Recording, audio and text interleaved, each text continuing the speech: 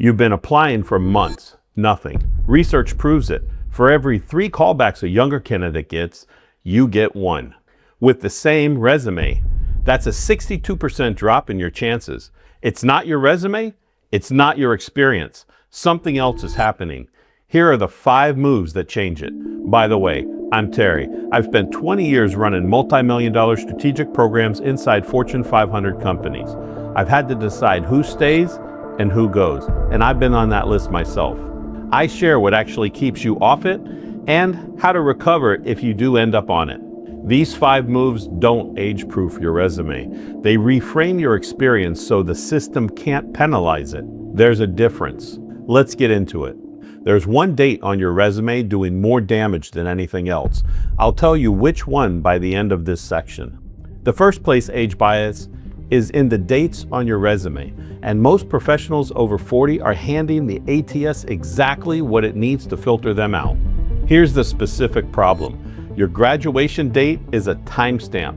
If you graduated in 1995, a hiring manager knows, consciously or not, that you're somewhere between 50 and 55. The ATS picks this up before they even get there. If you include graduation dates, anyone reviewing your application can calculate your approximate age. And many ATS platforms are programmed to flag candidates who graduated too long ago. First, remove your graduation date from your education section entirely. Your degree is a qualification, not a timestamp. If the application asks for it specifically, provide it. If it doesn't ask, don't volunteer it. The second date problem, your work history. If your resume goes back to 1998, you're telling your reader your career started 28 years ago. Cut your experience section to the last 10 to 15 years maximum. The experience before that doesn't disappear. It becomes part of your value proposition and conversation.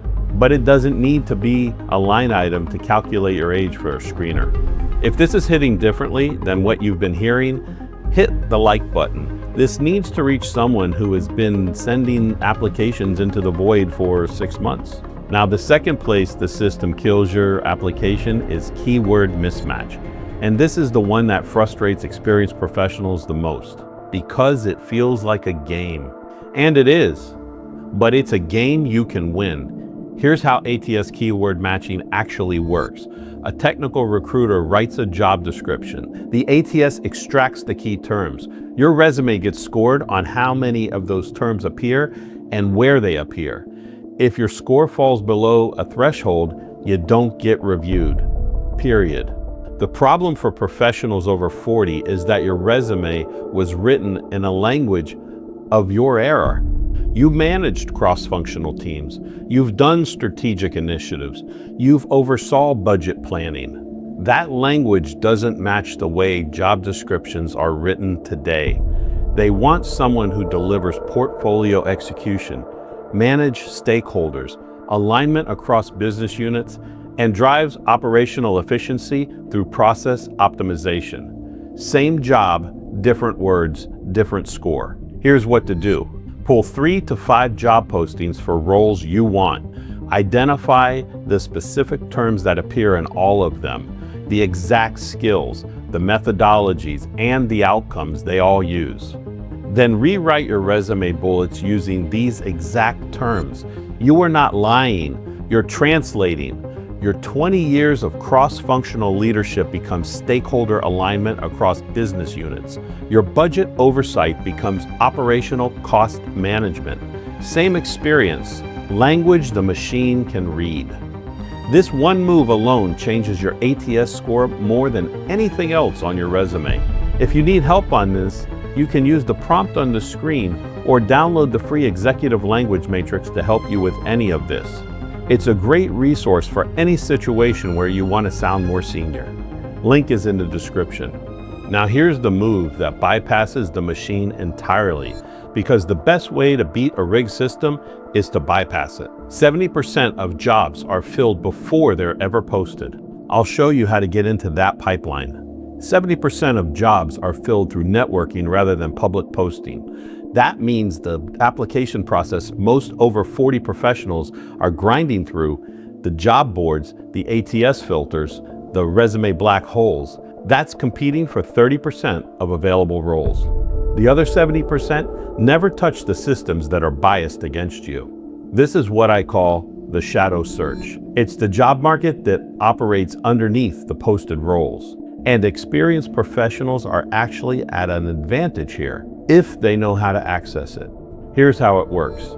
You build what I call a hit list, 10 to 15 target companies, not target job postings, target companies. Companies in your industry where your specific experience solves a problem they have. Then you identify the decision maker, not HR, not the recruiter, the person who owns the problem you solve. The vice president of operations, the chief of staff, the SVP of finance. Then you reach out directly through what I call intelligence networking, not to ask for a job, to share intelligence. One observation about their industry, one question about a challenge you've seen companies in their space struggling with. You're not a candidate, you're a peer. And when the role opens, or when they decide to create one, you're already in the conversation. Referred candidates are up to 10 times more likely to get hired, and referrals bypass the ATS systems entirely. The shadow search is how you build these referrals before you need them. Have you ever landed a role through a direct outreach that never went through HR? Drop direct in the comments below. I want to know what actually worked. So you've beaten the machine and you've gone around it. Now here's the bias that hits you in the room and the reframe that disarms it. This is the bias that hits you in the interview. And most professionals over 40 walk right into it. The hiring manager looks at your resume, sees 25 years of experience, and the word that pops into their head isn't impressive. It's overqualified. And overqualified doesn't mean what you think it means. It doesn't mean you're too good for the job. It means they're afraid you'll leave the minute something better comes along, or that you'll be bored, or that you'll make the boss look bad. It's a fear label, not a compliment. Here's the move. When they say you seem overqualified for this role, and they will, you don't defend your experience. You neutralize the fear behind it. Say this, I understand why there might be a concern. Here's what I've learned after X amount of years. The work that matters most isn't the work with the biggest title. It's the work where I can make the biggest impact in the shortest time. And this role is that. You've just reframed 25 years of flight risk to impact multiplier. You don't apologize for your experience, you weaponize it. You can use this prompt to help you get creative and create a custom response. And here's the second part of this move. Don't just answer the fear, prevent it. In every interview, proactively address it before they raise it. In your opening, when they say, tell me about yourself, close with, and the reason I'm targeting this specific role is because the problems this team is facing are exactly the ones I've spent my entire career solving. Now the overqualified label never forms in their minds in the first place. 4 moves down, you've beaten the machine, bypassed it, and disarmed the bias in the room. The last move is the one nobody talks about, and it's the one that closes the deal. Most professionals over 40 hand a hiring manager a resume and hope the bullet points speak for themselves. They don't. Bullet points don't prove impact, they claim it. And a market that already skeptical of your experience, a claim isn't enough. You need proof. Here's the move. Build an impact portfolio, a 3-page PDF that proves what your resume claims. Here's what goes in it. Page 1, your 3 signature wins. Not job descriptions, outcomes. The $8 million cost reduction you led. The team you rebuilt after a layoff.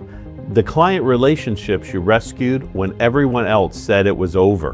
1 paragraph each. Specific numbers, specific states. Page number 2, a 1-page case study. Pick one of the most relevant wins related to the job you're targeting.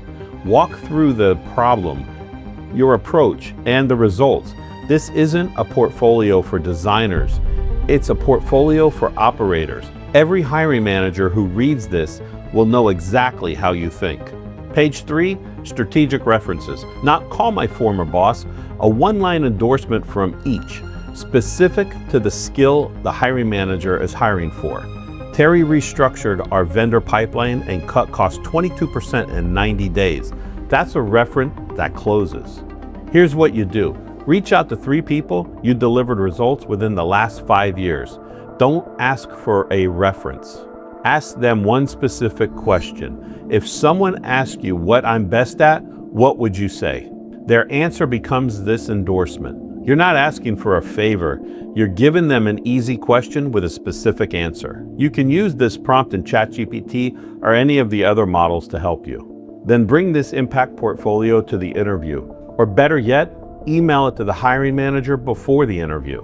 Now you're not the overqualified candidate with a long resume. You're the only candidate who brought proof. Here's what I want you to think about. You just beat a system that's designed to filter you out. But the system doesn't start at the job application. It starts before you ever apply. In the room where they decide who's expendable and who's too politically expensive to let go. That's the move that keeps you off the list entirely. That's the next video. And it's the one you need before you need it. I'll see you over there.